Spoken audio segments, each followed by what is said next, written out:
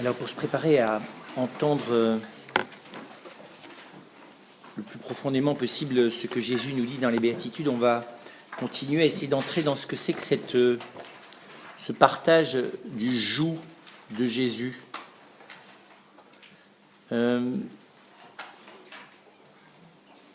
C'est comme toujours dans la foi, il faut commencer par accueillir la parole du Christ. Et puis c'est l'accueil de cette parole qui progressivement nous fait tourner les yeux de notre cœur vers ce qu'on n'oserait pas croire. Jésus dit « Devenez mes disciples ». Vous savez qu'il dit dans Jean qu'il ne nous appelle plus serviteurs mais amis. Il dit d'une autre manière au matin de Pâques à Marie-Madeleine « Va dire à mes frères que je suis monté vers votre Père ». Vers mon Père et votre Père. Et je vous disais ce matin que nous ne prenons pas le temps d'entendre. Nous sommes très préoccupés de nous en sortir, parce que depuis notre naissance, nous avons bien compris que les gens qui nous entourent sont complètement flippés, qu'ils n'ont aucune idée de savoir comment on se sort de cette espèce de galère. Et que donc, voilà, on est originellement dans la panique, quoi. Alors, ça se voit pas parce que comme on y est tous, on n'a pas d'éléments comparatoires. Si on les a, c'est les saints. Les saints, c'est simplement des gens qui sont sortis de la peur primitive, pour faire simple. Ils n'en sont pas sortis par suppression du désir, comme on le fait dans le bouddhisme. Ils n'en sont pas sortis non plus en se transférant mentalement dans une espèce d'arrière-monde qui s'appellerait le ciel, histoire d'éviter la terre. C'est tout simplement ceux en qui l'Esprit Saint est venu progressivement vaincre la peur par la grâce. C'est-à-dire qu'en gros, leur vie n'est plus à eux-mêmes, parce que tant que notre vie est à nous-mêmes, elle est fondamentalement, j'allais presque dire, elle est, non pas métaphysiquement, heureusement, mais elle est physiquement marquée par la peur. On est né dans la peur. Par moments, je me demande même si on n'est pas né dans la terreur. Mais voilà. Mais on y est né de nos entrailles, des entrailles de notre maman. Notre mère, ce qu'elle nous a communiqué par la vie, c'est la peur. Alors je vous dis, on ne s'en rend pas compte. Parce qu'on baigne tellement dedans qu'on estime que ceux qui ont peur, c'est ceux qui ont plus peur que nous. Mais regardez-vous vivre. Alors c'est très frappant, c'est qu'en plus, il y a un temps de l'enfance où on se dit, bon, la trouille, on l'a, mais l'environnement est relativement... Je parle des meilleurs cas, où l'environnement est relativement sécurisant. Donc on essaie de se persuader que bien qu'on ait peur, ça va être cool. Donc qu'est-ce qu'on fait ? On essaie d'apprendre les manières par lesquelles les autres rendent la vie cool, c'est-à-dire comment est-ce qu'ils se protègent. Qu'est-ce qu'on fait ? On s'éduque à se protéger, point à la ligne. On fait d'autres choses éducativement, mais si vous regardez de près, beaucoup de choses dans l'ordre de l'éducation sont des stratégies de gestion de la peur. La connaissance, telle qu'elle se développe malheureusement dans l'éducation, et le monde contemporain là-dessus n'est pas plus brillant que les autres, c'est essentiellement de la gestion de la peur. C'est encore une manière d'ailleurs de gérer la peur que de s'intéresser à tout ce qui fait peur, ce qui est la maladie du monde moderne. Mais c'est très bizarre, le temps qu'on prend pour comprendre et pour apprendre ce qui n'est pas l'essentiel. C'est-à-dire comment on s'en sort. C'est quoi les métiers qu'il faut avoir, c'est quoi les connaissances par lesquelles on acquiert les métiers qu'il faut avoir, comment est-ce qu'on gère le temps, l'espace et les autres, et soi. C'est très étonnant ça.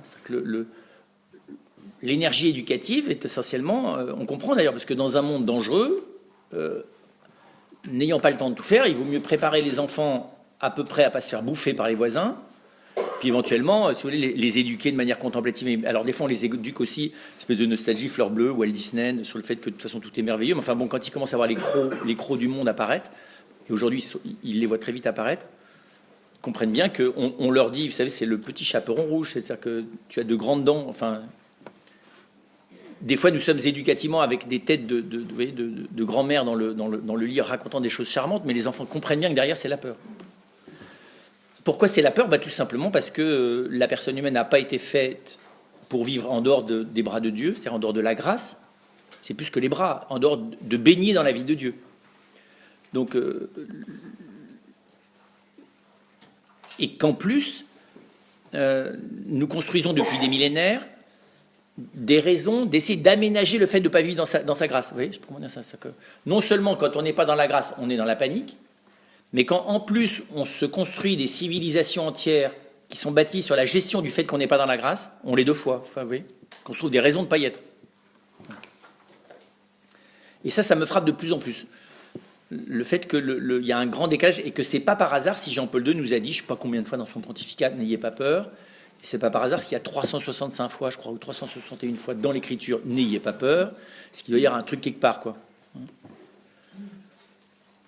Et c'est très frappant de voir que précisément l'expérience du Christ, c'est l'expérience normalement de la libération de la peur. Et que donc la question n'est pas de savoir qu'est-ce qu'il faut que je sache, parce que ce que je crois savoir, je vais encore le remixer dans ma logique de peur. Donc Dieu va être celui qui me punit, ou bien celui qui a permis cette espèce de truc infâme qui s'appelle la terre, et qui fait rien au passage, d'ailleurs, donc il y a un espèce, entre le sadique et le pervers, quoi. Ou bien, voilà, donc on va se poser des justifications. Si c'est si dur, c'est qu'il doit bien y avoir des raisons, donc ou c'est le démon qui est très présent, ou c'est les hommes qui sont très pécheurs, ou c'est Dieu qui nous éprouve beaucoup, ou finalement c'est très bien qu'on en bave parce que quelque part ça accumule des points pour le ciel. Enfin, vous voyez, on a plein de raisons d'explication. Et je me dis, mais au fond, c'est pas pour rien que Jésus parle d'avoir le même joug que lui, c'est-à-dire de partager son joug et de devenir son disciple, c'est-à-dire d'apprendre sa manière d'être. Dieu est venu nous apprendre la manière d'être des personnes humaines, et puis la manière d'être, oui, d'être des personnes humaines, c'est-à-dire d'être des personnes qui vivent, qui respirent dans sa présence, tout simplement. Donc je vous disais tout à l'heure, cette grâce de vivre en Dieu et d'être libéré de la peur, nous l'avons. Ça s'appelle la grâce du baptême, mais elle est très souvent bloquée au niveau de la cave. À la cave, quoi. Que nous entendons ça, que nous avons été libérés du péché, de la mort, que le mal a été vaincu par la résurrection du Christ, tout ça nous le savons, mais ça ne franchit pas le seuil de la cave, c'est-à-dire que, heureusement, dans la cave il se passe des belles choses, mais dessous, on a mis une dalle et on ne sait pas qu'il y a une cave. Voilà. Et dessus, qu'est-ce qu'on a ? On construit nos systèmes de protection, de gestion, d'organisation, d'autoglorification, de stratégies personnelles et collectives pour nous en sortir. En essayant de s'en sortir, j'allais dire, même si on croit en Dieu, ça n'a rien à voir, hein, et même si on a l'aide de sa grâce, mais en attendant mieux, quoi. Vous savez, en attendant vraiment qu'il fasse quelque chose, il faut bien qu'on s'organise, parce que le Sauveur, il n'est pas vraiment venu, enfin, on nous a dit qu'il était venu, mais c'est pas vrai. Parce que vous êtes absolument certain et certaine que vous êtes sauvés jusqu'à la racine de vous-même. Regardez-vous dans la glace le matin, ça ne se voit pas toujours. Et donc ça veut bien dire que nous ne croyons pas vraiment que le Sauveur soit venu, donc nous sommes à peu près comme les Juifs en train de l'attendre. D'attendre que ça s'arrange, quoi. Puis là, comme en plus ça s'arrange pas, on attend encore plus que ça s'arrange. Alors, on dit vivement la fin du monde, le retour de Jésus, histoire que le retour de Jésus, ça nous fasse comme pour les Juifs la venue du Messie, quoi. Comme s'il n'était pas déjà venu. Vous voyez ? Et donc on voit bien, du coup, on gère l'attente, on gère l'absence de Dieu ou de son aide ou de l'efficacité de nos actes, voilà. Et donc s'apercevoir que c'est maladif. Normalement, une bonne philosophie devrait le faire, mais ça ne suffit pas toujours. Parce que la philosophie, comme le disait très bien Nietzsche, elle est aussi la manière de nous représenter le monde qui nous rassure vu qu'on est flippé. Nietzsche dit ça, il dit chaque philosophe développe en fait une philosophie en fonction de sa propre pathologie, ce qu'il appelle son idiosyncrasie, c'est-à-dire qu'en gros, la philosophie de chacun est une manière de se construire, ce qui va le rassurer, quoi. On se raconte ce qui nous rassure. Et la culture, c'est 80% d'histoire, on se raconte ce qui nous rassure. Les projets de civilisation, tous ces grands trucs-là. Et malheureusement, nous ne faisons absolument pas exception. Après la Deuxième Guerre mondiale, nous nous sommes précipités dans une utopie collective dont on n'a pas fini d'ailleurs de revenir, qui est une erreur stratégique absolue, puisque nous n'avons pas commencé par essayer de tirer les leçons de ce que nous avions vécu pendant 50 ans, c'est-à-dire l'horreur, parce que de 1917 à 1950, c'est quasiment un demi-siècle d'horreur à l'échelle planétaire comme jamais l'humanité n'en a jamais vécu, mais ça, on n'en a pas pris le bilan. On a dit, maintenant, on va être heureux, sauf que comme s'il suffisait de le décréter pour le devenir. Et les deux grandes clés du bonheur, c'était la technologie et la science d'un côté, et de l'autre côté, l'économie et la finance, puis point barre, quoi. Puis on a pensé que ça allait nous sauver, ce qui quand même, vous admettrez avec un peu de recul, une erreur complète, quoi.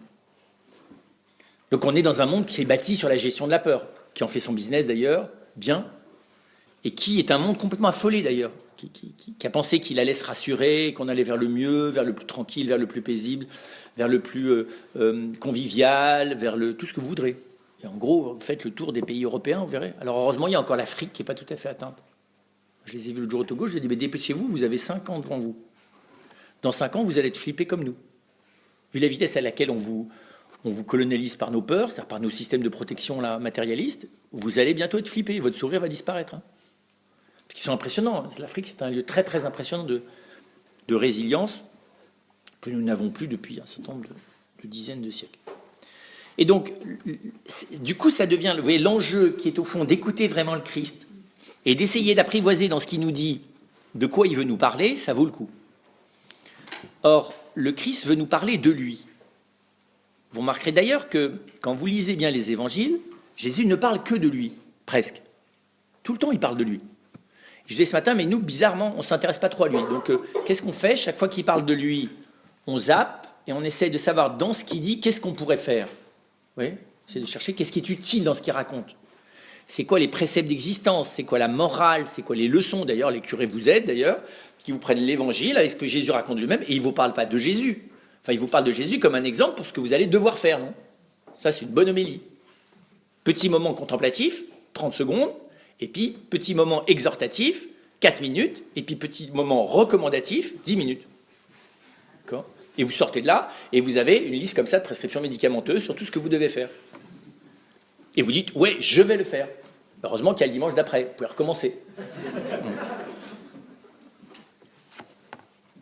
Or, le Christ ne nous donne aucune autre recommandation que de nous dire, d'ailleurs, ce n'est pas des recommandations, venez à moi, vous n'en pouvez plus, je le sais, vous tous qui épeinez ployez sous le poids du fardeau, je vous procurerai le repos.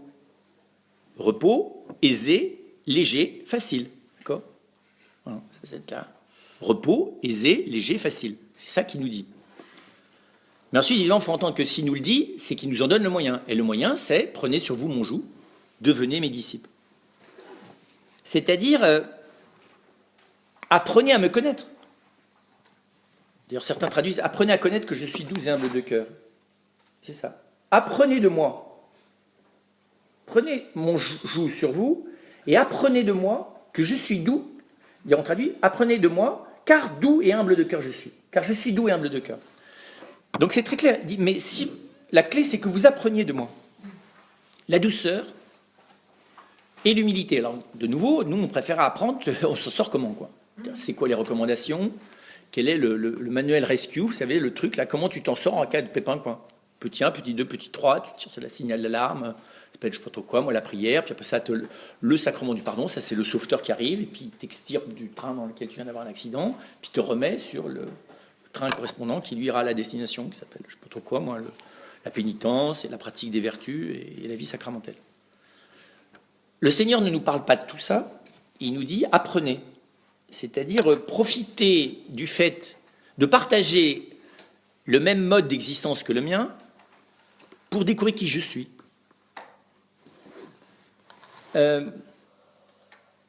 C'est-à-dire pour découvrir qui vous êtes. C'est quoi votre vocation humaine? C'est quoi la manière d'être humaine, qui est celle que nous présente le Christ dans l'Évangile?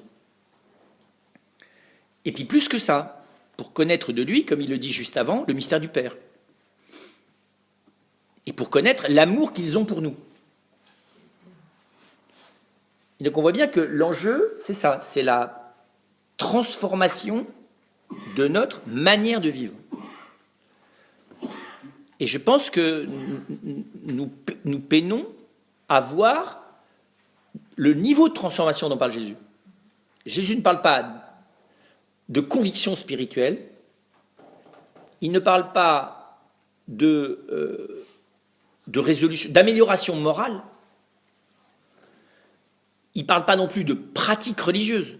La pratique religieuse, ça a à voir avec les deux précédents, avec la morale et la considération spirituelle.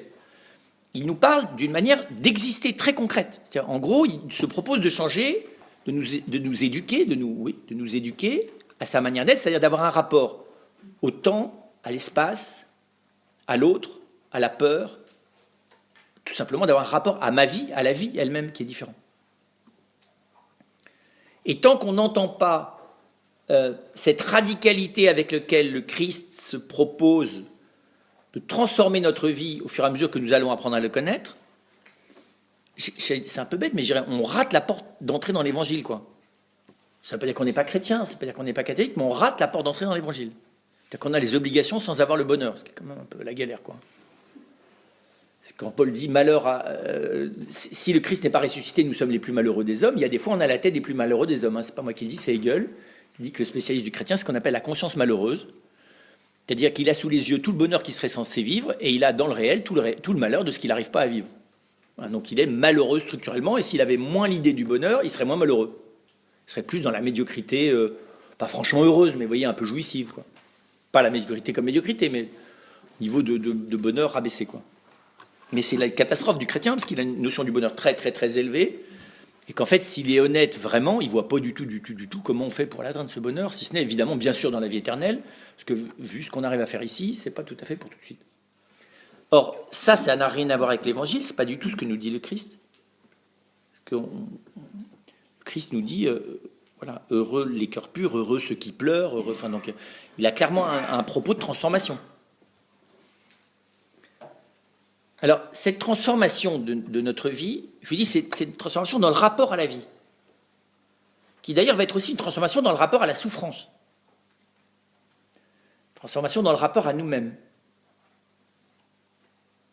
Et c'est très beau, parce que moi je pense qu'il faut entendre quand Jésus dit « Venez à moi, vous tous qui peinez et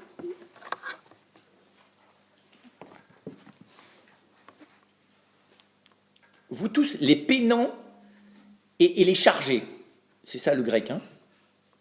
Ceux qui ont été chargés, vous voyez, les effondrés et les beaux, et les, vous voyez, voilà, ceux qui n'arrivent pas à porter, quoi, qui n'en peuvent plus. Et donc, c'est très beau de voir que ce qui nous effondre, c'est notre vie.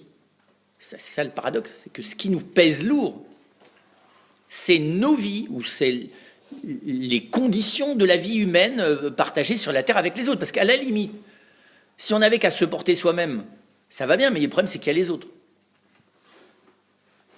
Et donc, de nouveau, Jésus nous accueille, conscient, évidemment, du poids que nos propres existences pèsent sur nos épaules.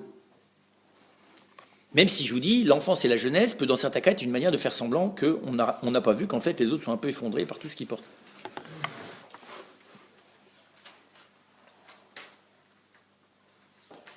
Et le Christ, c'est pas que le Christ d'ailleurs, c'est déjà commencé dans la première alliance, vient nous aider à transformer notre regard. La conversion, ça consiste pas à faire du bien là où on faisait du mal. Il n'y a pas besoin de se convertir pour ça. Il suffit juste de comprendre que ça n'a pas de sens, que le mal fait du mal et que donc faire du bien, ça fait du bien. C'est assez simple. Après ça, on a du mal à faire du bien. Enfin, c'est pas facile de faire du bien, c'est difficile, mais il faut un tout petit peu de santé, ce que d'ailleurs nous n'avons plus, puisque nous sommes effondrés par notre existence. Mais normalement, avec un tout petit peu de santé, je distingue bien les choses qui me font vraiment du mal, les choses qui me font du bien, ne serait-ce que par expérience. Et je vois bien que la pratique du bien est difficile et la pratique du mal est aisée. Alors, pas nécessairement du mal gravissime, mais la pratique de la médiocrité est aisée. La médiocrité, c'est un mal. Et donc, le Christ ne se propose pas d'abord d'améliorer notre existence en renforçant notre capacité, au fond, à promouvoir nos vies selon notre projet. Il vient changer le projet. Il vient nous donner un autre regard sur l'existence, qui est celui d'ailleurs que Dieu nous a toujours proposé, qui n'a pas cessé de proposer dans toute la première alliance, mais que nous n'entendons pas. Pourquoi est-ce qu'on n'entend pas? Parce que ça nous paraît ridicule. Vous comprenez? Dieu qui vient nous dire, tu comprends, aisé, facile, repos, léger, t'es gentil, toi. Rappelez-vous Naaman le Syrien. Naaman le Syrien arrive lépreux, et Élie va dire, va te plonger 3 fois dans la rivière. 7 fois. Va te plonger 7 fois dans le Jourdain. C'est vrai que se plonger 7 fois dans une piscine, va te plonger 7 fois. Et Naaman dit, mais tu te payes de ma gueule, quoi. Que tu fasses des gestes, tu t'agites la main sur l'endroit malade, tu fasses des incantations, tu me réclames des choses impossibles, comment on appelle ça, vous savez, les cures thérapeutiques. T'en baves, les cures thérapeutiques. Du jeûne à la chimiothérapie, bonjour les cures thérapeutiques. Il dit, non, tu vas te plonger 3 fois dans la piscine, 7 fois dans la piscine, tu vas voir, ça va aller mieux. Et il s'en va furieux, hein, et puis c'est au moment, il y a une gamine qui lui dit, mais on t'aurait demandé un truc difficile, tu l'aurais fait, on te demande un truc difficile, tu le fais pas, qu'est-ce que ça te coûte? Il faut que ça soit un enfant qui lui dise, c'est très beau ça. Parce que l'enfant a la simplicité de lui dire, mais tu vois bien, toute ta stratégie d'existence, là, elle est flinguée. Tu t'empêches, ce serait dommage quand même que tu t'empêches du bien, rien que parce que c'est pas assez difficile, non? Juste. Jamais un adulte n'aurait dit ça à un adulte. On dit, ouais, non mais t'as raison. T'as raison, le gars il est pas sérieux. Là. Il faut quand même, le bonheur ça serait accessible comme ça, non mais il faut pas rigoler quand même. Non. Il a vu la vie quand même. Et il le fait et il est guéri. Et nous avons de mal à croire qu'il y a quelque chose dans l'évangile, radicalement, qui est pareil. Pourquoi Dieu nous laisserait dans l'accessibilité difficile à son mystère? Pourquoi? Au nom de quoi? Mais vous allez me dire, la preuve que c'est difficile, c'est qu'on n'y arrive pas. Non, ça peut être difficile, ça peut être, on n'y arrive pas parce qu'on est buté, c'est pas parce que c'est difficile. Hein. Quand on est buté, on est buté. Vous savez, vous savez, les gamins, alors chez les adultes, c'est beaucoup plus élaboré parce qu'on fait les mêmes bêtises que les gamins, sauf qu'on drape tout ça de raison tout à fait superbe. Un gamin qui fait la gueule, il fait tellement la gueule que vous lui proposez de manger un goûter avec tout le monde, ce pourquoi il râle depuis une heure, ben il ne va pas prendre le goûter pour lequel il s'est battu, à cause duquel il finit par faire la gueule. Vous n'avez jamais remarqué ça? C'est le sommet, ça. C'est-à-dire qu'en gros, et plus tu le prends doucement, et plus il va faire la gueule. Et il ne sait plus sortir de sa gueule. C'est pas difficile. Hein. Alors si, c'est difficile de renoncer à la stupidité de son ego. Parce qu'il a l'airbag qui lui occupe la tête comme ça, là, le petit main. Il est comme dans Calvin et Hobbes. Hein. Il se prend pour un tyrannosaure et il est juste un petit garçon. Voilà. Donc là, il est très, très, très méchant et très, très, il pense qu'il, voilà, ridicule, quoi, pathétique. Sauf que les adultes font la même chose, mais les autres les prennent pas. Ils ont plus de mal à supporter qu'on leur dise qu'ils sont pathétiques. Et donc là, c'est difficile. Eh bien, le péché, c'est principalement ça le problème. Dieu n'a pas tellement de problèmes. Alors, oui, on peut faire des abominations et c'est grave. Et ça pourrit la vie des uns des autres. Mais le péché, dans ce qu'il a de commun, c'est plutôt le côté obtus. Le côté sourd. Parce que quand tu es obtus, tu es sourd. Tu n'entends même plus que tu as envie du goûter. Que ta maman t'aime beaucoup, que tu es ridicule et que c'est pas grave d'ailleurs que tu es ridicule. Parce que tu vas quand même avoir le goûter. Ça fait trop d'un seul coup tout ça. Ça fait beaucoup trop de gentillesse. Et c'est tout le problème, c'est que le pécheur, c'est exactement ça. Vous voyez, c'est un côté oui, buté. Et malheureusement, on rate une vie entière pour être buté. Une vie entière, je parle à vue humaine. Hein. Enfin, dans les étages, pas dans la cave, parce que le bon Dieu continue de bosser dans la cave. Mais dans les étages supérieurs, on rate complètement son existence, tout simplement pour être buté. Et donc le Christ, précisément, parce que le joug, c'est sur la nuque. Et un des grands thèmes de l'Écriture, c'est que nous avons la nuque raide. Les gens butés, c'est ceux qui ont la nuque raide. Quand vous vous levez d'ailleurs avec la nuque raide, demandez-vous à quoi vous êtes en train de résister.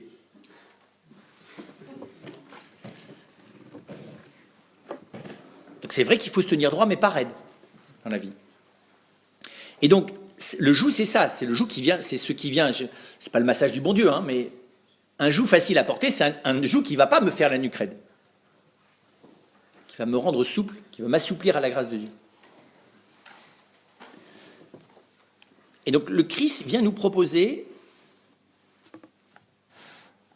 non seulement de transformer notre regard sur l'existence, ce qu'on va voir, mais du coup de transformer aussi notre regard sur la souffrance.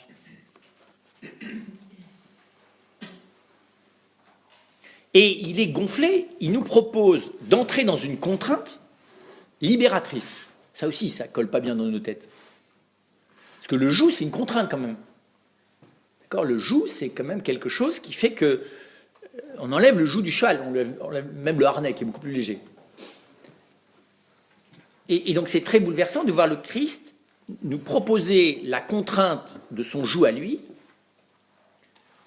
ce qui montre qu'il est très conscient non seulement qu'on est écrasé, mais qu'en plus, au début, il va falloir qu'on se fasse violence d'une certaine manière, comme le gamin buté, quoi. Et que, effectivement, les propos et le regard libérateur qui est le sien vont pas être adoptés comme ça. En gros, ça va être trop simple pour que ça nous satisfasse, quoi. Donc le Christ nous demande quand même, comprenez bien, un acte d'obéissance. C'est-à-dire de nous associer à sa parole, de laisser sa parole et sa manière d'être impacter notre cœur et notre personne. Et je disais, c'est très beau, il ne nous demande pas d'abord de comprendre son enseignement, il nous demande d'abord de prendre le joug, c'est-à-dire en gros de le regarder faire avant de l'entendre nous parler. Or, nous n'adoptons les manières de faire des autres que quand leur discours arrive à nous convaincre, sauf ceux qui nous manipulent, sauf quand on était petit. Parce qu'on a fait des choses admirables quand on était petit, qu'on n'a plus jamais fait après. On a fait 2 choses admirables. La première chose, c'est qu'on a entendu des gens parler une langue auquel on ne comprenait rien pendant des heures, et on les écoutait attentivement. On a supporté beaucoup plus longtemps des gens qu'on ne comprenait rien que vous ne les comprenez dans une discussion entre étrangers. Je vous dis, moi j'ai fait cette expérience, allez, mettez-vous, je ne sais pas trop quoi, dans un écoutez, il y a des Chinois en France, on entend régulièrement des Chinois parler, chronométrez le temps que vous arrivez à les écouter sans les comprendre. Parce que les Allemands c'est pas commode quand on est français. Quand on n'a aucune notion de l'allemand, on ne comprend pas grand-chose. Mais enfin, si on connaît un peu d'anglais, il y a vaguement des trucs. Mais les Chinois, les Coréens, c'est encore mieux, tu comprends rien. Les Lituaniens non plus, tu comprends rien du tout. Parce qu'en plus, ils n'ont pas les verbes aux mêmes endroits. Enfin, le coréen, vous n'arrivez même pas à suivre la messe. Quand on célèbre en chinois, on sait à peu près le moment où il dit « ceci est mon corps », là, on suit. Mais le coréen, tu rates tout parce que ça se compresse, ça se décompresse de manière aléatoire. C'est-à-dire qu'en gros, quand tu as 3 phrases en français, ça fait une demi-phrase en coréen. Et quand ça ferait 3 phrases en coréen, ça fait une phrase française, quoi. Donc tu es toujours en décalé et il te dit manifestement c'est la fin de la lecture, toi tu es au milieu de ta lecture en français. Toi. Ou tu as fini depuis 2 minutes, puis tu dis bon, quand est-ce que c'est fini? Pas facile pour la concélébration, heureusement que la grâce de Dieu agit au-delà des choses. Mais on a fait ça pendant des heures. Parce que vous ne saviez pas le français quand vous êtes né. Non, et vous l'avez écouté, et vous l'avez appris. Et la deuxième chose, c'est que on s'est mis à faire comme les autres y faisaient, sans critiquer. Et de bon gré. Sans qu'en plus ça ait des conséquences manipulatrices, non? Vous avez appris à tenir votre cuillère comme vous avez dit de faire. Vous avez appris à marcher comme les autres. On a appris des milliers de choses par mimétisme. Et d'ailleurs, si on n'avait pas appris par mimétisme, on n'aurait jamais appris la langue. Il faut le savoir au passage, c'est comme très bien Piaget. Parce que c'est d'abord dans la mobilité du corps, et la mobilité du corps, elle se fait par imitation d'autrui. Donc Jésus nous dit, je te propose la même chose, quoi, tout simplement. La rééducation mimétique, c'est-à-dire tu fais comme moi, quoi. Comme quand on apprend un sport. C'est très étonnant d'ailleurs. Je sais pas, quand on apprend à jouer au tennis, quand on a un vrai prof, on est capable, même adulte, avec un peu d'humilité, de reprendre 4-5 fois la leçon, non? De réapprendre le geste juste. Que ça soit en apprenant à faire, je sais pas trop quoi, du violoncelle, du piano, n'importe quoi, ou de la cuisine même d'ailleurs, même la cuisine. Attraper le coup de main, ça peut réclamer des fois des heures d'exercice. Eh bien, demandez-vous combien de temps vous avez passé auprès de Jésus pour essayer de faire comme lui. Vous allez voir, pas beaucoup. Hein. Si, je vous l'accorde, devant le Saint-Sacrement. C'est vrai, devant le Saint-Sacrement, il se tait et t'essaie de te taire. Il est silencieux et t'essaie d'être silencieux. Il est aimant et t'essaie d'être aimant. Donc c'est très beau. On a un lieu d'exercice mimétique intensif, c'est l'adoration, devant l'adoration ou silencieuse ou l'adoration du Saint-Sacrement. T'as rien d'autre à faire d'ailleurs qu'à essayer de te mettre au diapason de la présence du Seigneur dont tu ne vois rien, dont tu n'entends rien et dont tu ne sais pas grand-chose.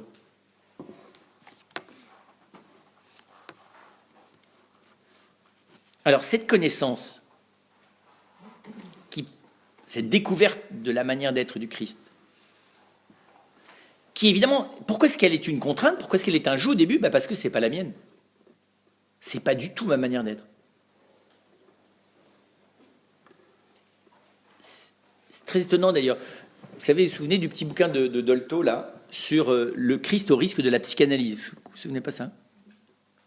Le bouquin est aussi petit que les conclusions possibles d'une analyse de ce type-là. Vous vous souvenez pas? Pourquoi il est tout petit. Et ce qui est significatif, c'est qu'effectivement, pourtant, c'est quelqu'un de très sérieux, François Dolto, et elle a lu très sérieusement l'Évangile. C'est parce que tout simplement, on ne peut pas en sortir plus. Marie Balmary a sorti des pavés comme ça sur un morceau de la Genèse, 4 versets de la Genèse. Eh bien, sur l'Évangile, voilà, l'analyse humaine de la manière d'être de Jésus, ça tient en 40 pages, tu n'y arrives pas, quoi. Tu y arrives pas. C'est pour ça qu'on ne s'y intéresse pas, parce que tu n'arrives pas à comprendre. Alors que tu regardes n'importe quelle personne vive, tu dis oui, lui c'est un secondaire, un primaire, un rapide, un impulsif, un intello, je ne sais pas trop quoi, un empathique. Voilà. Or, ce que nous propose le Seigneur, c'est ça. C'est d'entrer. Alors, on a quoi comme moyen? On le reverra peut-être, mais on a les évangiles, on a les sacrements, Et puis on a le fait que progressivement la vie de nos frères sont aussi modifiées par la présence de Jésus. Et on voit bien qu'en voyant la modification, on voit le Seigneur. C'est très impressionnant de voir l'empreinte du Christ dans la forme que prend la modification de la vie de nos frères quand ils commencent à vivre de lui. C'est très bouleversant, que ce soit un enfant, un vieillard, quel que soit l'âge, où on voit nos frères dans des moments de transformation plus intenses par la grâce de Jésus. On n'est pas certain que ça soit le Seigneur, enfin quand même, on voit des changements, et c'est très étonnant, ils ont la même forme profonde de douceur, d'amour, de lumière. Alors, quelle est cette manière de vivre du Christ que le Seigneur veut m'enseigner, dont il veut que je sois le disciple, qu'il veut me faire partager?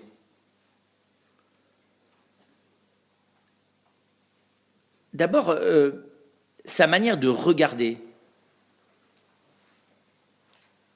Le Christ, manifestement très lucide sur tout ce qui est la vie humaine, mais ça n'est pas ce qu'il regarde.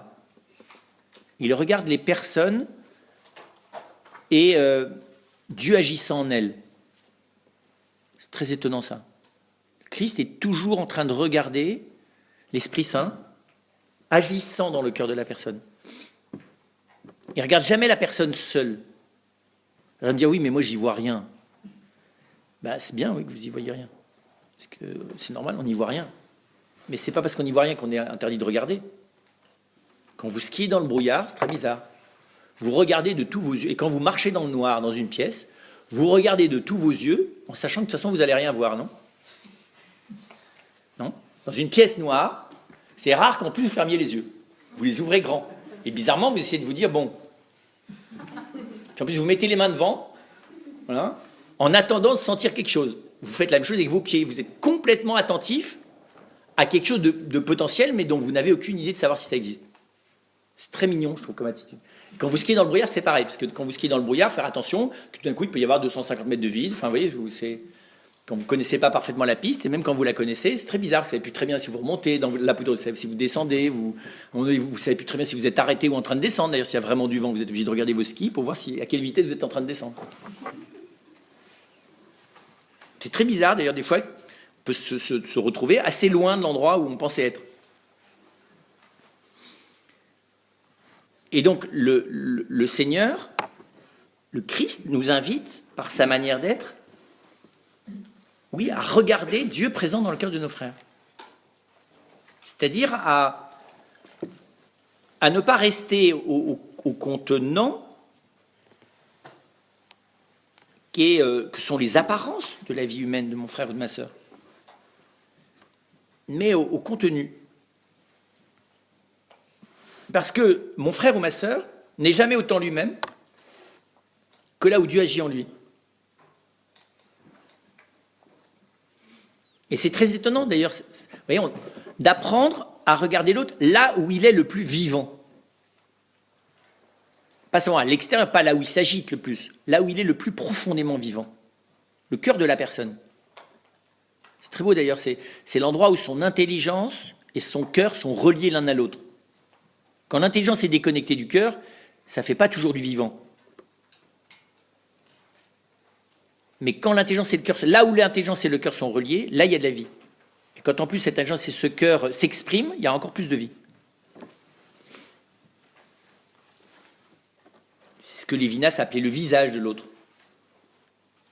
C'est pas simplement physique le visage, hein. C'est quelque chose de l'autre qui est le plus vivant, c'est le cœur de l'autre qui bat, mais qui bat à travers une personnalité qui est unique, qui n'est pas simplement affective.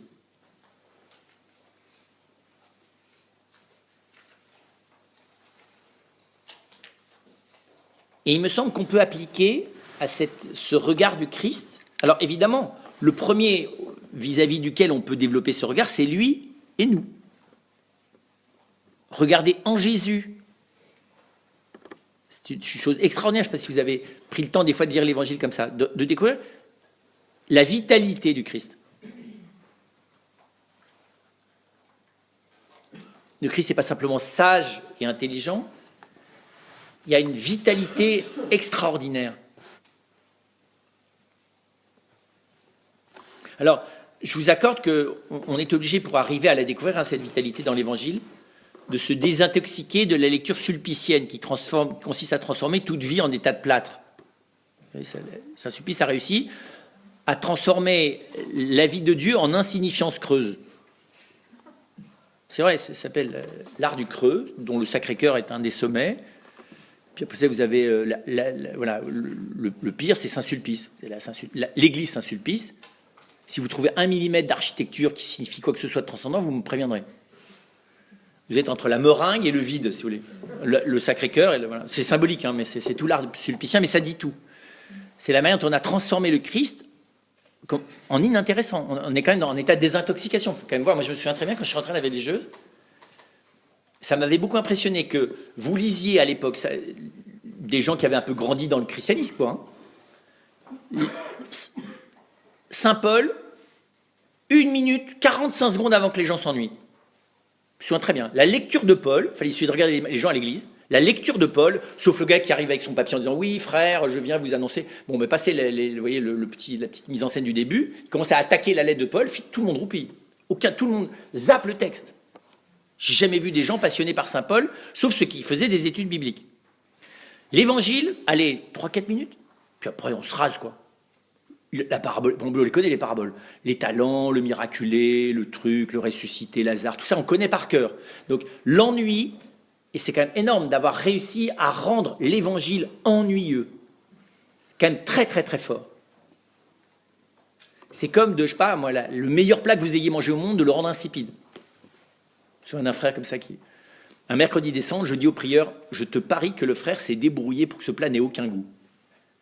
Parce qu'il a pensé que le mercredi des Cendres, c'était mieux. Il me dit, non, t'exagères. Je dis, je te promets, parce que ça, il faut mal le cuire pour que ça ait ce goût-là. Et il faut le faire exprès. Et il me dit, non, t'exagères. Je dis, on parie. T'allais voir le frère. Le frère me dit, bah oui, je pensais par pénitence que c'était bien. Donc il s'est débrouillé. Je lui dis, mais ça, c'est blasphématoire, là. Le Seigneur te donne un aliment et tu le dégrades sous prétexte de pénitence. Mais je dis, t'es où, là? Alors il s'est converti depuis, hein, je vous rassure. Vous voyez, c'est ça, c'est à peu près ça. Comment rendre le goût fade, quoi. Et donc nous, on sort de ça. C'est vrai que c'est pour ça que l'évangile est des fois plus accessible à des gens qui ont 20 ans et moins, parce qu'ils ne l'ont pas entendu, vous voyez, sur un fond d'ennui, mais sur un fond de redécouverte de l'émerveillement. Mais il y a, je sais pas, quand tu aimes quelqu'un, qu'on te parle de lui pendant des pages et des pages, ça te passionne normalement. Et là, c'est le cas. Dans l'évangile, il n'y a pas une ligne qui ne soit pas remplie de la vitalité du Christ. Il n'y a pas que puis alors, ça, c'est ça. Et puis il y a sa parole, il n'y a pas que sa vitalité, il y a aussi ses mots. Dans ses mots, le Christ est de manière extraordinaire. Et en plus, c'est pas très difficile de les recevoir dans le cœur par la grâce et de les entendre pour soi. Alors, j'entends pas tout pour moi. Mais il y a des choses que je dois apprendre à entendre pour moi. Et puis l'autre, c'est les sacrements, dans lequel le Christ, j'allais dire, vient corporellement à moi. C'est la rencontre physique, corporelle avec le Christ, les sacrements. C'est l'empreinte du Christ dans ma chair. Ce que je vous disais du baptême, mais c'est vrai du sacrement du pardon, c'est vrai de l'Eucharistie, évidemment, de manière éminente. Mais c'est vrai du sacrement du mariage et du sacrement du sacerdoce qui sont donnés pour toute l'Église. Alors, je me disais, pour essayer de caractériser cette connaissance que Jésus veut nous faire passer, qui veut nous partager, qui veut que nous apprenions à partager à force de vivre avec lui et auprès de lui. Je pensais qu'on pouvait, vous savez, Saint Paul dit à propos de l'amour de Dieu, il parle de la grandeur ou de la sagesse, et de la sagesse, la grandeur, la hauteur, la profondeur et la longueur.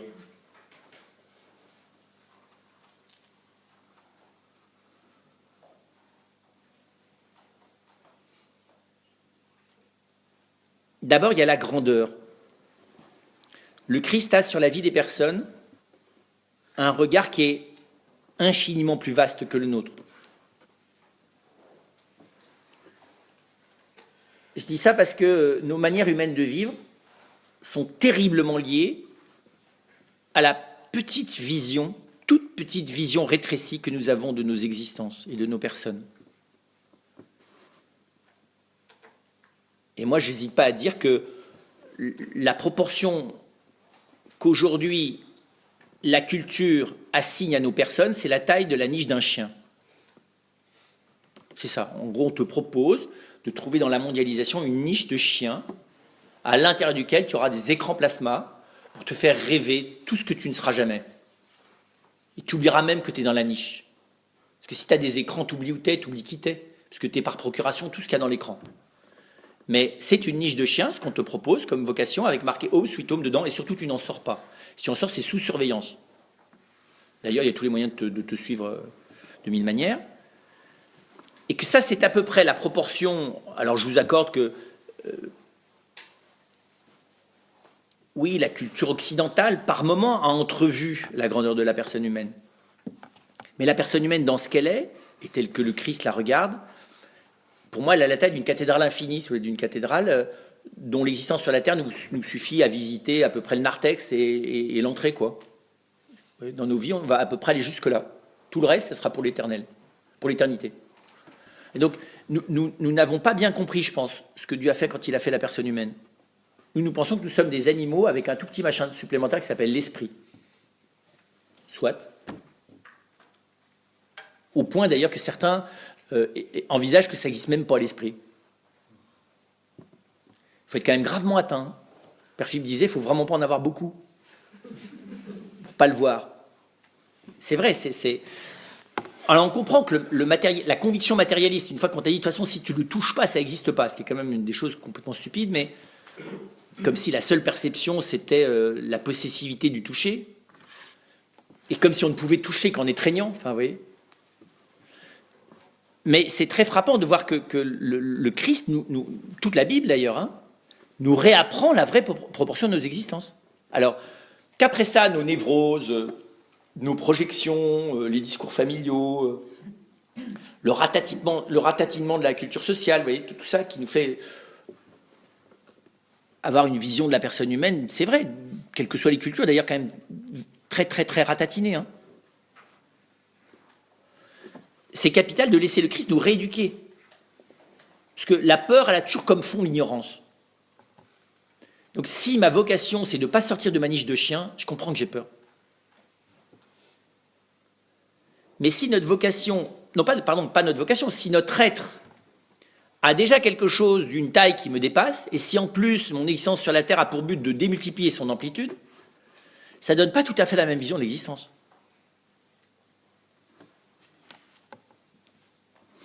Alors effectivement, la grandeur humaine, c'est pas celle des super-pouvoirs, c'est pas X-Men, si vous voulez, c'est pas la vision qu'on nous donne de la réussite humaine, qui est en fait une vision très très matérialiste. C'est pas évident de se mettre à l'école de ce que c'est que la grandeur de la personne humaine. Qu'est-ce que Dieu a fait là-dedans ? C'est où que c'est grand, c'est où que c'est petit ?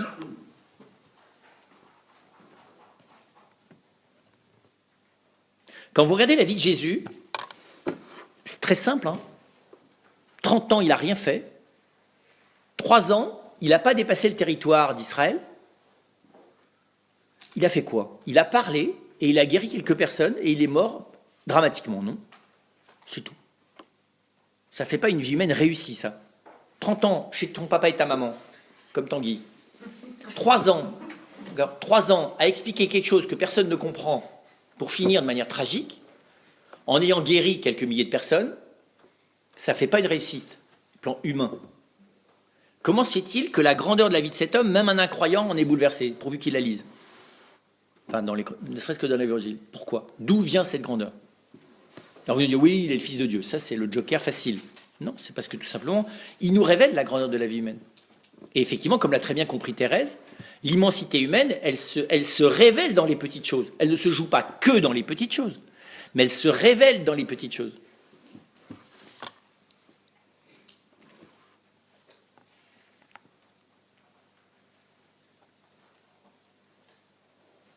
Humainement, notre vie est déjà beaucoup plus grande que ce que nous en percevons. Et transformée par la grâce, elle a une taille qui nous dépasse complètement. Ce qui veut dire d'ailleurs que je ne peux plus, de nouveau, je vous le disais ce matin, rapporter mon ressenti ou ma conscience psychologique, affective de moi-même. Au bout d'un instant, par honnêteté, je ne peux plus considérer qu'elle est authentique, qu'elle me dit la vérité. Parce qu'on peut avoir une perception de soi-même qui est abîmée, quoi. Apprendre à vivre de quelque chose que je ne perçois pas de manière claire. Accepter d'être à soi-même une part de mystère. C'est ce que nous avons tous fait le jour où nous nous sommes mis à marcher. Nous avons cru que c'était possible, que l'improbable et le difficile étaient possibles. Je ne sais pas si vous vous souvenez, bon, pour quelques-uns ça a été un peu plus difficile peut-être, hein, mais finalement c'est assez rapidement devenu facile, aisé, léger de marcher, non? Pourtant c'est de la folie. On s'est jeté dans le vide avec une probabilité de s'en sortir nulle, quoi. Parce qu'il n'y a pas d'instinct chez l'humain. C'est-à-dire que si on n'apprend pas à marcher, on ne marche pas. On sait, par expérience. Et donc on a accepté, c'est très clair d'ailleurs, de se lancer dans quelque chose de plus grand que nous. C'est très beau d'ailleurs. Regardez l'enfant apprendre à marcher. Vraiment, il y a un moment donné, il se lance, il parie, par confiance évidemment, hein, il parie sur le fait que ce qu'il n'a jamais réussi à faire est possible. Et puis le saut est immense. On aura, dans notre vie, à part mourir, on n'aura jamais fait un saut si grand. De 4 pattes à marcher, je ne sais pas si vous voyez la différence extraordinaire. Dans un cas, vous êtes sur 4 points fixes, vous voyez, avec une stabilité qui est extraordinairement simple. Dans l'autre cas, vous vous déplacez sur 2 timbres-postes, près en déséquilibre permanent. Vous jetez 3,5 kg dans le vide, là. Et vous gérez le déséquilibre. C'est un truc de fou, ça. Demandez-vous combien de fois dans votre vie vous avez pris le même type de risque devenu adulte.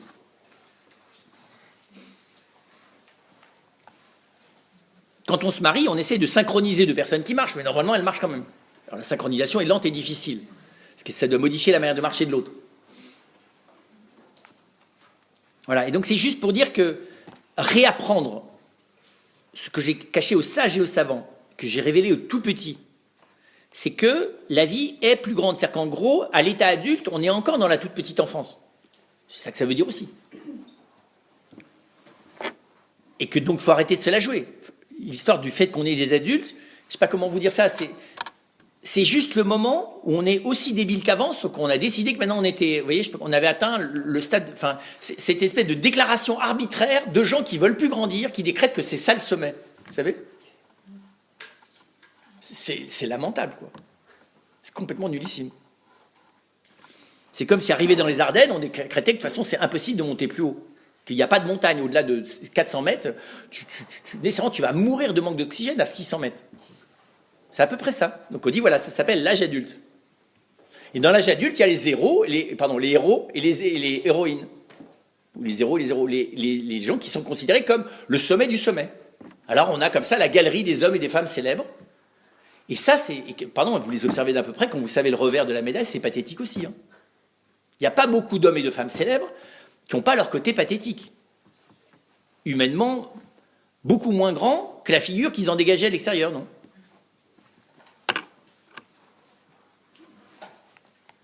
D'ailleurs, les gens qui sont humainement grands, il n'y en a pas beaucoup.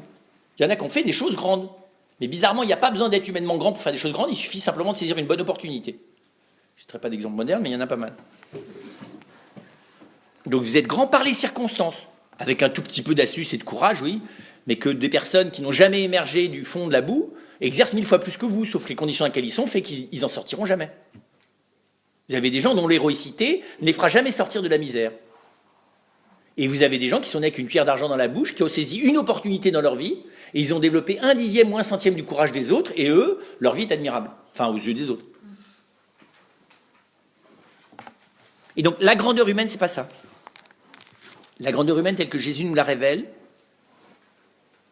elle est dans la grandeur intérieure et dans la manière dont la relation aux autres et la relation à Dieu et la relation au monde est transformée par cette grandeur intérieure.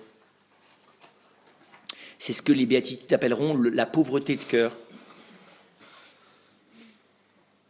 Le pauvre de cœur, c'est celui qui accepte que ce qu'il a à vivre est toujours plus grand qu'il ne le pensait. Qui a fait exploser les mesures.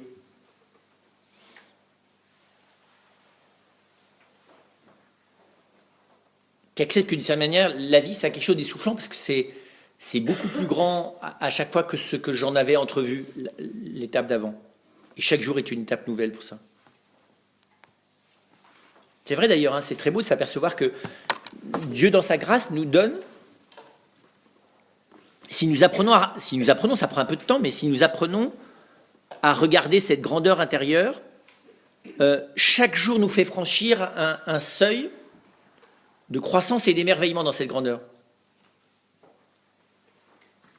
Alors, des fois, c'est de manière paradoxale, hein, c'est en nous faisant souffrir de la médiocrité qui est la nôtre et de celle du monde dans lequel on est, mais même ça creuse en nous le pressentiment d'un monde plus grand et d'une dimension plus grande des choses. Moi, je suis persuadé que chaque jour a une plénitude de ce côté-là. Des fois, la journée, elle n'a pas de plénitude du côté du travail. Elle n'a pas de plénitude, des fois, du côté de la relation visible, ou de la santé physique. Pensez aux gens qui sont atteints de la maladie d'Alzheimer et qui sont en fin de vie. Mais il y a 1000 vies qui ressemblent. Par contre, là où il y a toujours quelque chose de grand, c'est dans ce regard sur ce qui se passe de Dieu dans le cœur des hommes. Et donc vous comprenez bien qu'il y a urgence à apprendre à le voir. Parce que dès que je commence à le voir, d'abord je ne peux plus m'en passer.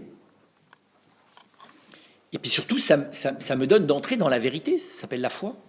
Dans la vérité de la foi. C'est-à-dire dans quelque chose du regard de Dieu. La hauteur de cette connaissance du Christ, le Christ nous fait découvrir dans l'Évangile et quotidiennement par la grâce de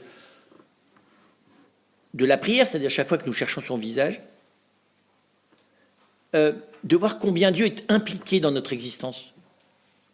Comment il est là, au milieu de nous. Mais c'est la même chose, vous en doutez bien. La manière dont le Seigneur est présent, c'est dans les cœurs, c'est pas dans les événements. J'allais même dire, ça n'est que dans les cœurs, ou dans les choses. Dieu nous a créé le monde. Enfin, pas dans toutes les choses, pas dans les choses qu'on a fabriquées nous. Ça dépend de nous, de ce qu'on y met. Hein. Toutes les réalités artificielles, c'est l'humain qui y met quelque chose. Alors, où il y laisse passer quelque chose de Dieu, où il n'y laisse rien passer de Dieu, ça c'est son problème. On peut complètement opacifier la création avec une œuvre. Hein. Un produit, quel qu'il soit technologique, ou tout ce que vous voudrez, ou artistique, c'est la création recréée par nous. C'est-à-dire qu'en gros, c'est nous qui opacifions, qui au contraire, mettons encore plus en lumière ce qu'il y avait de grand dans le réel. Mais tout ce qui relève du créé direct, hein, c'est-à-dire tout ce qui n'est pas encore transformé par l'humain, et le cœur des personnes, d'apprendre à voir où est Dieu.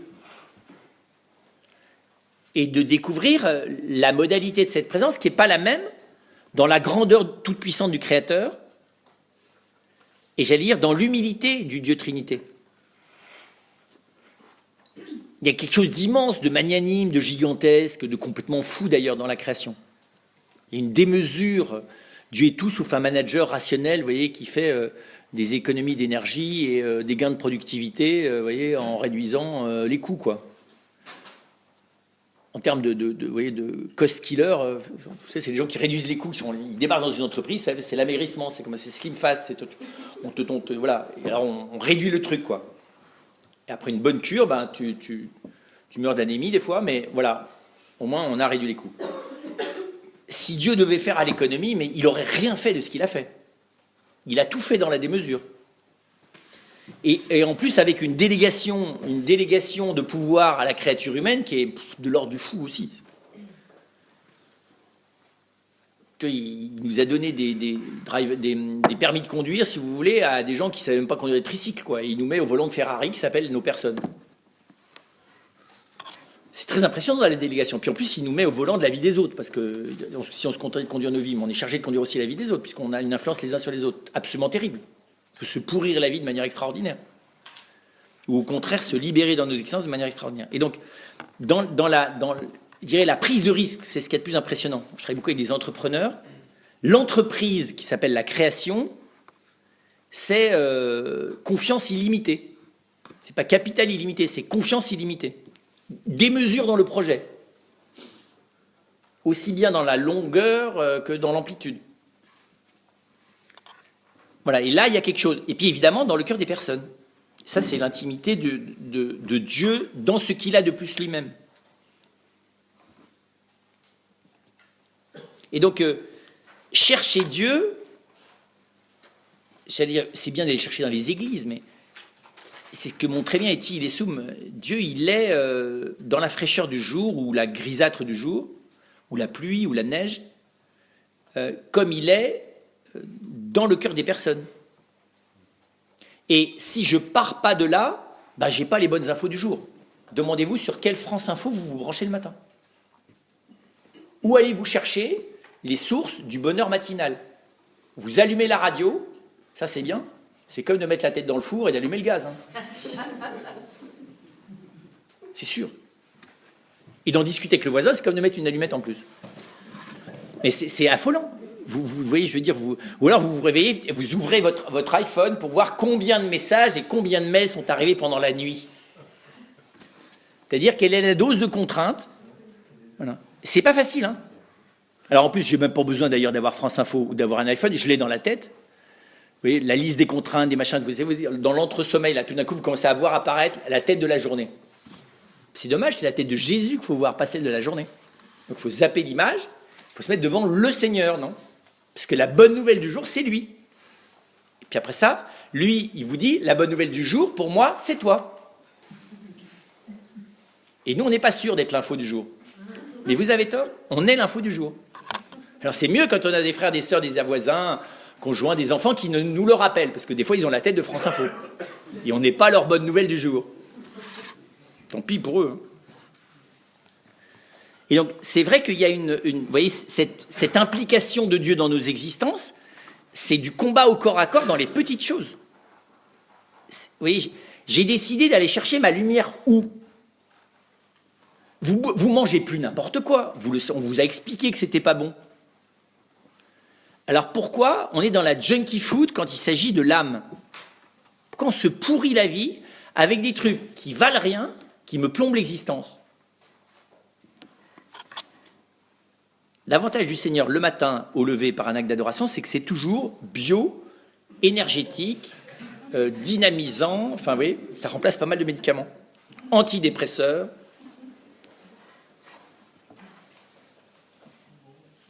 Rééquilibrant.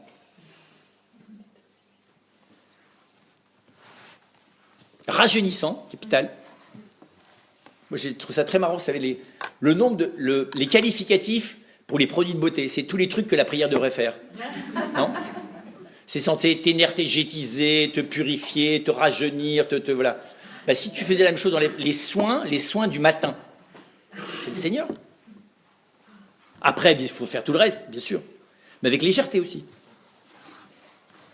Facilité et aisance. Troisième chose, la profondeur.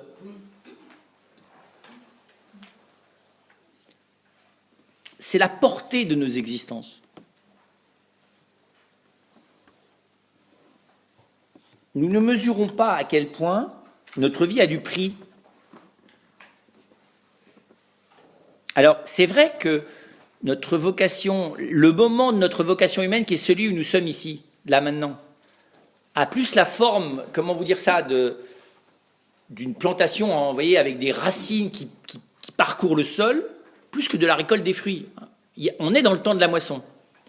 Mais c'est vrai, la portée de nos vies est très différente dans sa réalité profonde de ce qu'elle est dans l'impact social, événementiel qu'elle peut avoir. C'est qu'en gros, ce qu'on appelle les gens célèbres, j'allais presque dire, c'est des inconnus au registre du ciel, quoi. On verra bien la différence. Ouais. Les people vus de là-haut, c'est pas tout à fait les mêmes. Hein. Mais de temps en temps, il faut faire aussi l'info du jour. Le reality show, je peux te dire que vu de là-haut, le reality show, il ne porte pas exactement ce même épisode de vie sur les mêmes personnes que vu sur l'écran. Quand on chante, parce que People, c'était d'abord Let My People Go, vous voyez, avant d'être The People. Mais c'est très impressionnant parce qu'on s'abîme la tête aussi avec ça. C'est quoi la valeur d'une vie? On est 7 milliards, donc il y a de quoi se misérabiliser soi-même à longueur de journée. Et vous êtes dans le métro, je vous l'accorde, c'est pas facile de savoir que qui que ce soit a une importance dans cette espèce de boîte de conserve où il y a la moitié de gens qui n'entendent rien. Et où les autres, et en plus, dès que vous souriez à quelqu'un, vous êtes potentiellement un agresseur. Donc, alors, on est très malade collectivement, je sais bien, hein, ça finit par ressembler à un asile de plus en plus, cette capitale, mais on voit bien que la portée d'une existence, là aussi, on apprend à laisser le Seigneur. Alors, on n'est pas des devins, on n'est pas des prophètes, et donc on n'est pas capable, en 3 secondes ou en 3 minutes, de se mettre au diapason du cœur de celui qui n'ouvre pas la bouche depuis tout à l'heure, qui va mal sur le siège d'à côté du métro, et de s'apercevoir que sa vie a une portée qui m'échappe. Mais on devrait y arriver progressivement. Ça change d'ailleurs la vie. Je signale, dans le métro, moi, c'est le seul antidote que j'ai trouvé.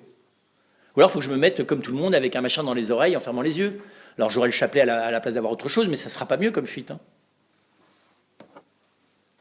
Et donc, la portée de l'existence, la portée de nos actes.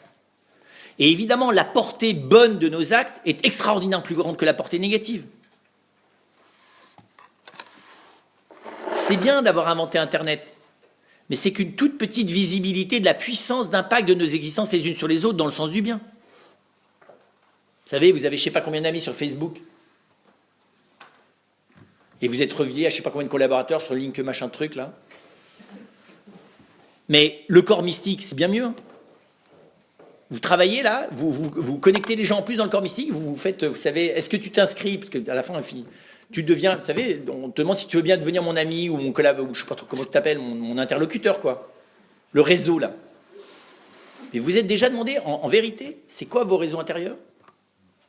Le jour, j'ai un frère, c'est très beau, il m'a dit, mais comment ça j'étais surpris, il me dit, moi, dans ma vie, a débarqué Sainte Germaine de Pibrac. Vous connaissez tous Sainte Germaine de Pibrac. Eh bien, Sainte Germaine de Pibrac s'est invitée dans la vie de ce frère. Mais incroyable. Elle a débarqué comme ça. Il n'avait jamais entendu parler de Sainte Germaine de Pibrac. C'est devenu une amie, mais voilà, il vit avec elle. Moi, il y a 1 an et demi, a débarqué dans ma vie comme ça Pauline Jaricot. Vous ne connaissez pas Pauline Jaricot? La première martyre de l'économie mondialisée. Pauline Jaricot, début du 19e siècle. Elle a grandi pendant la Révolution française. Et elle gérait une entreprise. C'était une manager avant 2 siècles en avance. Et elle a fini au registre des indigents parce qu'elle a été plombée par un banquier véreux et un entrepreneur mégalomane. Une sainte femme. Voilà, enfin, c'est pour dire que, c'est un petit exemple, mais le corps mystique, c'est-à-dire en gros, comment le Seigneur veut relier nos cœurs les uns aux autres. S'il y a des chartreux et des carmélites qui pourraient faire des milliers de choses merveilleuses de par le monde, et qui sont là dans leurs cellules et leurs couvents à quelques-uns ou quelques-unes, c'est bien que la visibilité de l'impact de nos vies les uns sur les autres est inséparable et même éclairée par ce qui se passe à l'intérieur de nos relations. Vous voyez, la victoire contre la solitude, bien sûr qu'elle est d'aller vers l'autre, mais elle est d'abord d'y aller dans le cœur, avant d'y aller par le geste et la présence. Je le touche qu'en superficie, celui auquel je propose un morceau de pain ou un bol de café, mais auquel mon cœur dit « Attends, de toute façon, toi, je te rends compte le temps du café, quoi. » Après, je me reprends avec mes billes et je me carapate. Parce qu'il ne faudrait quand même pas que tu commences à me coller au basket, quoi, avec ta personne. Compliquée, qui vit des trucs de galère. Il faut quand même être honnête. Il n'y a pas que les médecins et les infirmières qui se protègent, vous voyez, de la maladie des malades. Nous aussi, on se protège des pauvres. Tu n'as pas les embarquer tous avec toi. Si d'ailleurs, s'il débarque chez toi n'importe quel du jour ou de la nuit, tu vas dire « Monsieur, je ne vous connais pas ». Il faut être clair. Et donc, apprendre à ce que je ne peux pas faire matériellement, j'apprenne à le faire par le cœur. Pour qu'éventuellement, d'ailleurs, un jour, le Seigneur m'oblige, enfin m'invite à le faire, y compris matériellement. Le jour où Jean a accueilli les 2 premiers handicapés à l'Arche, il a ouvert la porte, comme Mère Teresa, il a ouvert la porte de son cœur de manière inconsidérée. Et donc, il y a quelque chose là qui est très, comment vous dire ça, vous voyez, c'est par le cœur. Et rassurez-vous, à force d'avoir des audaces du cœur, on finit par en avoir, vous voyez, dans le concret. Et donc, c'est capital de cultiver cette... oui, c'est extraordinaire. Dieu lui-même est venu passer 3 ans au milieu de nous. Et il y a à peine quelques milliers de personnes qui l'ont su. Enfin, il a passé 33 ans et il l'a fait savoir 3 ans. Et sur les 3 ans, ils l'ont compris dans les dernières heures. Entre la résurrection et l'ascension. Ça fait court quand même, hein. Vous voyez, même le Seigneur, on vous dit, mais tu aurais pu quand même venir à un moment donné où la possibilité de rayonner un tout petit peu, toi, je sais pas, tu aurais fait une tournée dans les États-Unis du 19e, là, tu aurais fait quelque chose, quoi.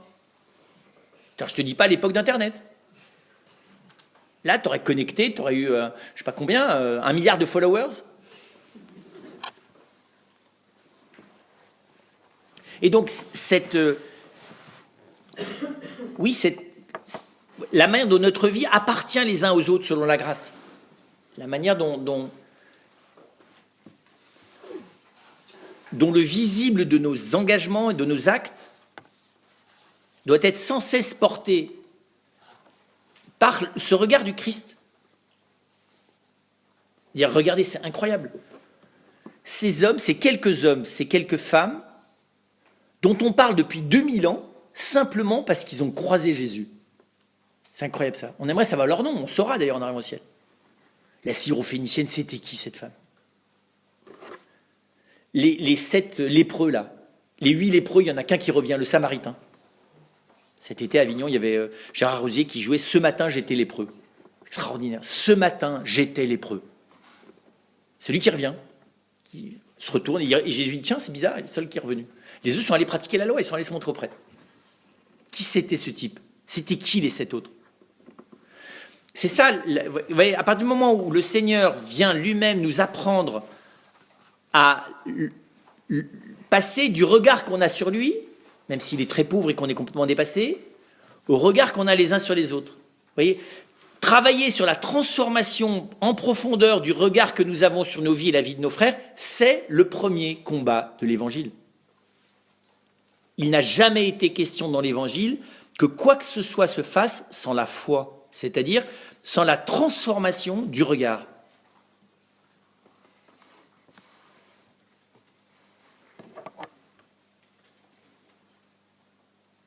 Alors, qu'au passage, on redécouvre la grandeur des vertus, une plus grande clarté sur le discernement du bien et du mal, voilà, les exigences que nous avons du mal à vivre, et qu'on puisse porter des jugements sur telle chose et telle chose. Oui, en plus. Mais la découverte du mystère des personnes et de ce que le Seigneur vient vivre en elles est beaucoup plus grand que l'évaluation simplement humaine, et a fortiori purement extérieure de nos actes et de nos vies humaines. Et puis, dernier élément, mais je l'ai déjà touché, la largeur, c'est-à-dire le degré de dépendance dans lequel le Seigneur a voulu que nos vies soient les uns vis-à-vis des autres. Le Christ a remis l'intégralité de la transmission de son mystère à quoi? 40 personnes? Combien ils sont après la résurrection? 40. Vous avez les 12, vous avez des femmes, sans doute quelques autres dont on ne nous parle pas. C'est vertigineux. Et Dieu a remis le destin de la révélation de sa présence au milieu de nous à 40 personnes, dont tous sauf une sont perdus le vendredi saint. C'est dire à quel point il nous a confiés les uns aux autres. Puis vous avez remarqué que la sélection qu'il a fait des gens là, quand vous reprenez les 12, là aussi, ce n'est pas des spécialistes de la communication, vous voyez, c'est pas, comme ils s'appellent, les gens là qui animent les émissions de télévision, vous savez, dès qu'ils ouvrent la bouche, tout le monde est fasciné, même quand ils disent rien, et surtout quand ils disent rien d'ailleurs. Il y avait des gens comme ça, moi j'en ai rencontré un, je ne citerai pas, mais quelqu'un qui a été ministre récemment, et c'est impressionnant. Tout d'un coup, vous êtes pris par la parole de l'autre, oh là là là là, comme il parle bien, puis tout d'un coup, vous dites, mais il est en train de dire quoi? Et là, vous dites qu'il dit rien, rien du tout. Et c'est d'autant plus impressionnant qu'il dit rien. Vous savez, comme le prestidigitateur. Et donc, la manière de découvrir la manière dont le Seigneur, lui, nous rend solidaires les uns des autres. Et c'est tout autre chose que ce qu'on imagine. Nous, on dit, il y a les parents qui sont responsables des enfants, et il y a les enfants qui sont responsables des parents quand ils sont vieux, et il y a les riches qui sont responsables des pauvres, et il y a les pauvres qui sont responsables entre eux, il y a ceux qui gouvernent qui sont responsables de ceux qui gouvernent. On a tout notre petit organigramme d'entreprise, avec des petites flèches sur les degrés de responsabilité, et la culpabilité d'ailleurs, qui est à peu près au même degré que la responsabilité. Mais vous vous êtes renseigné auprès du Seigneur pour savoir si c'était comme ça? Ou vous êtes fait ça tout seul?